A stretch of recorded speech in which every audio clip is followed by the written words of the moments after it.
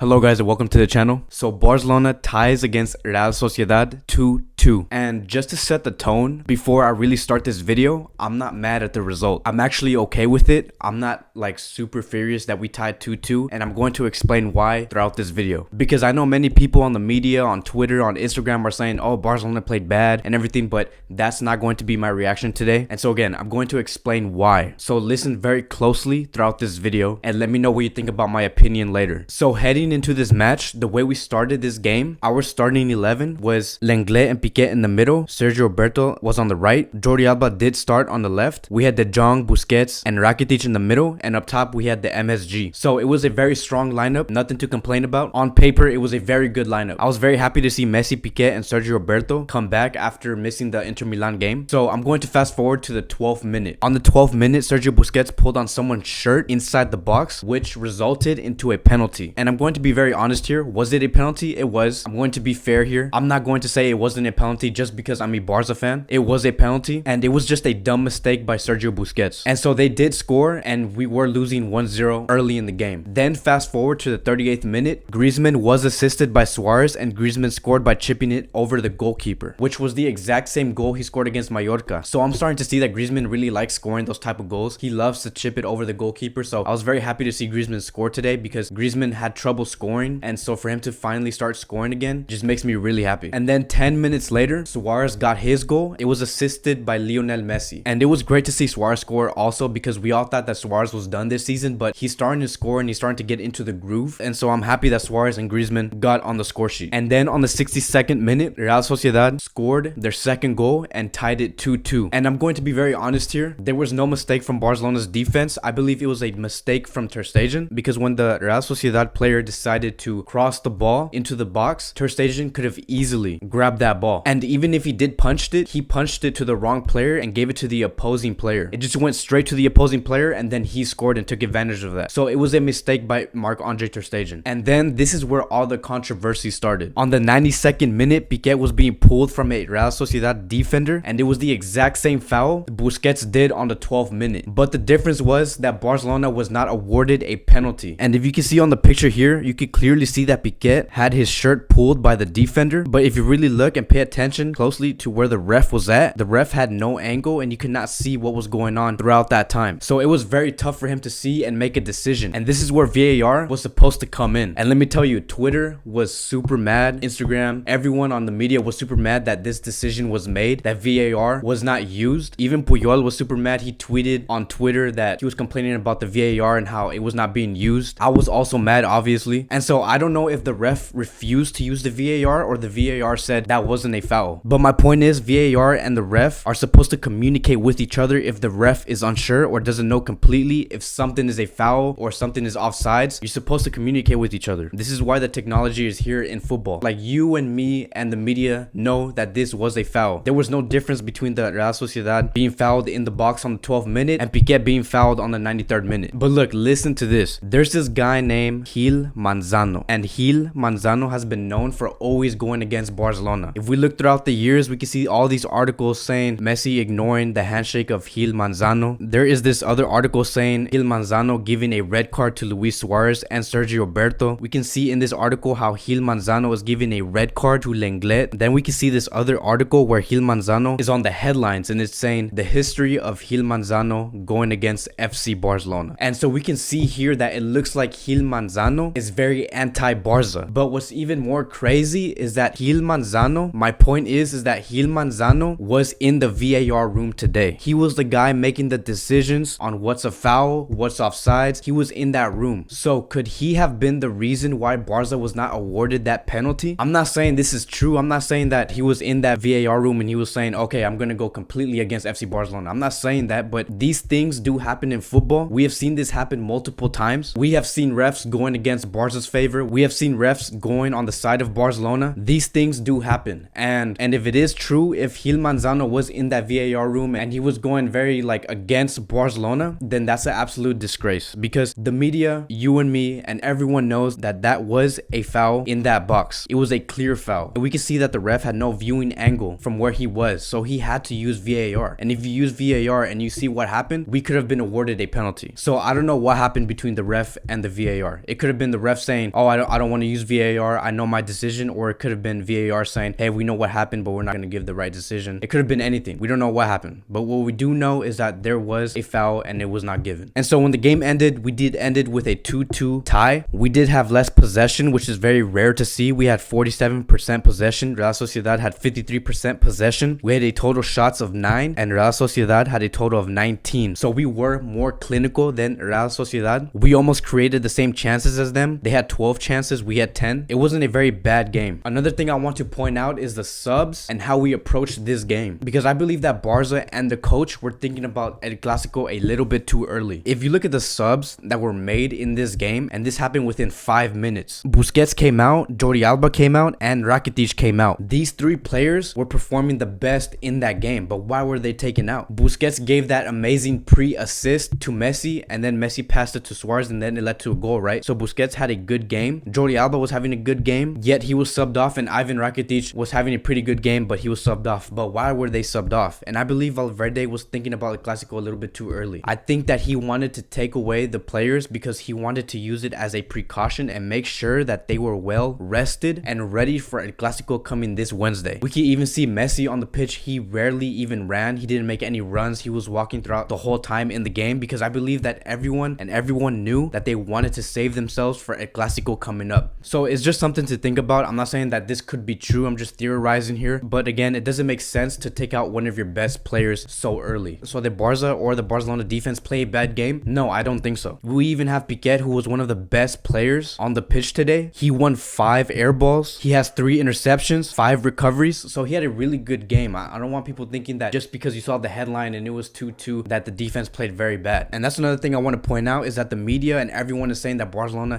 played a very bad game just because they saw the headline 2-2, or the people are saying, oh, Valverde needs to be out. Valverde is not bringing the results. But what these critics are, they are headline readers. People just look at the score and just be like, oh, it's 2-2. What happened to winning 4-0 or 3-0? Oh, screw Valverde. Valverde doesn't deserve to be Barca's coach. You need to fully look at the game as a whole. People need to look at the season as a whole and the players' current conditions. You need to have perspective and context on what's actually happening, because we played very decent for a team that was struggling with injuries and lacked chemistry. Like, again, Jordi Alba played very well. Piqué played very well. Semedo played very good also. And all these players have been out for about a month, except for Piqué. But a lot of these players have been out for a month. And when I say look at the season as a whole, I mean like look at the past 5 games, the past 6 games that we have been playing. If we start with Borussia Dortmund, we won 3-1 in the UCL. Then we went to Atletico Madrid, and you have to remember, we were struggling with the away games. We couldn't win an away game in the first 3 months of the season. But we won at the Atletico Madrid stadium 1-0 without conceding 1 goal. Then we won 5-2 against Mallorca. Then we went to Inter Milan and won 2-1 with the Barca B players. So recently we have been playing very well, and we were bringing the results home and away. And you have to remember, Barca did struggle on away games in the beginning of the season. Now we are doing it and bringing the results, so there is nothing to complain about. The reason why I point this out is because this is a slow burn to the top. In the beginning of the season, we were losing all of our away games or tying all of our away games. Now we're winning all of our away games and we're tying against all the away games. So we're going slowly to the top. It's like a slow burn. I would much rather be very bad in the beginning of the season and slowly get better and peak well on April and May, instead of being very good in the beginning of the season and then slowly declining. So do we have the squad to do it? We do. What matters now is the consistency, and we're getting better at it. And also the team is starting to slowly gel. We have Messi and Griezmann getting better together. We have Suarez scoring goals. You have to look at the season as a whole. People need to stop getting mad on the media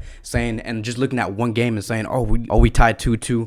We're playing very bad this season. We're not bringing the results. Look at the whole season as a whole. Look at the players' current conditions. A lot of us have been injured. Griezmann and Suarez scored tonight and Messi had an assist. They all contributed. We didn't see that in the beginning of the season. Again, it's a slow burn to the top. And so after the game, we did have Sergio Busquets and Valverde and Griezmann speak. Sergio Busquets said VAR should have stepped in on the last play. I think the referee saw it, but he didn't want to blow his whistle. Then we have Valverde speak, and he said, I told the 4th referee to return to VAR. We are in the stands. We cannot rule the decisions. I will say that we deserved a penalty and they did not deserve it, and vice versa. Emmanuel will say the same. In the beginning, Real Sociedad was better than us, but then we started playing better. And then Griezmann spoke out and he said, now it's time for El Clasico and we have to be focused. And so what does this tie put us on the table? Barcelona is still on top, but that's only because we have one more game than Real Madrid. If Real Madrid wins tomorrow against Valencia, Real Madrid Madrid will be 2 points ahead of Barcelona. But we can change that once El Clasico comes on Wednesday. And so we have to pull off that win. And if we do win against Real Madrid on Wednesday and Real Madrid wins on Sunday, Barcelona will be 1 point ahead of Real Madrid if we pull off that win on Wednesday. So this video wasn't really a tactical analysis. I kind of want to go a little bit on a rant because so many people were treating Barca like garbage over this result. It's not as bad as people say it is. I just have to put my opinion out there because we can't keep saying that we need to win every game and we have to win 4-0 every game. I know that we tied 2-2 and it did hurt us in La Liga. We have to look at the season as a whole. We are getting better. Nothing is going to change overnight. We're not going to be very bad one day and then be like at the Guardiola level 2009 5-star team the next day. So it was a little bit of a rant, but it was a good rant because I'm not mad at Barca. I'm mad at the media. I'm mad at the people who talk a lot of garbage against this club. So thank you guys for watching. I appreciate it. El Clasico is coming this Wednesday. I'm going to be covering that. And also I'm going to be covering on Monday. There is going to be a draw for the UCL for the round of 16. And I'm going to be covering that depending on who we play. And then I'm going to be covering El Clasico on Wednesday. I'm going to have the pre-match preview for El Clasico on Tuesday. And then I'm going to have the post-match review after the game of El Clasico when the game is finished. So thank you guys for watching. I appreciate it. And I'll see you guys next time.